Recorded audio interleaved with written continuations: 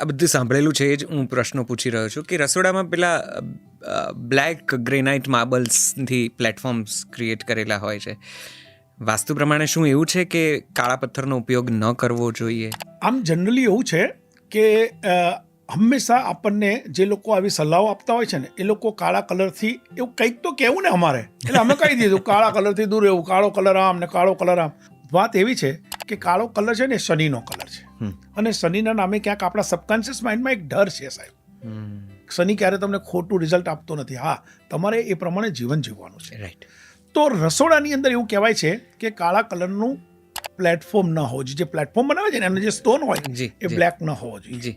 પણ હવે આપણે ત્યાં બહેનો કેમ બ્લેક રાખે છે કે કદાચ માની લો કે કંઈ ઢોળાય બોળાય તો કંઈ બહુ દેખાય હા, નહીં, ડાઘા ના માટે દેખાય. ડાઘા ના દેખાય. એટલે હવે વાત એવી આવે છે, તો કાળા કલરનો જે પથ્થર હોય, કાળો કલર અને આગ એ બંને ભેગું થાય તો ત્યાં કામ કરતી જે વ્યક્તિ હોય, સ્ત્રી હોય કે કોઈ પુરુષ હોય, એને એ ગરમીના હિસાબે એના શરીરની અંદર અલગ પ્રકારના રિએક્શન આવે છે.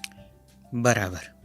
તો કાળો પથ્થર નહીં. તો હવે મેં તમને કીધું મંગળ તત્વ ત્યાં ઊભું કરું, તો પિંક કલરનો તમે પથ્થર ઉપયોગ કરી શકો છો. ઓકે. વ્હાઇટ તમે ઉપયોગ કરી શકો છો, કારણ કે વ્હાઇટ એટલે ચંદ્ર. રાઈટ. એમ વાત. જય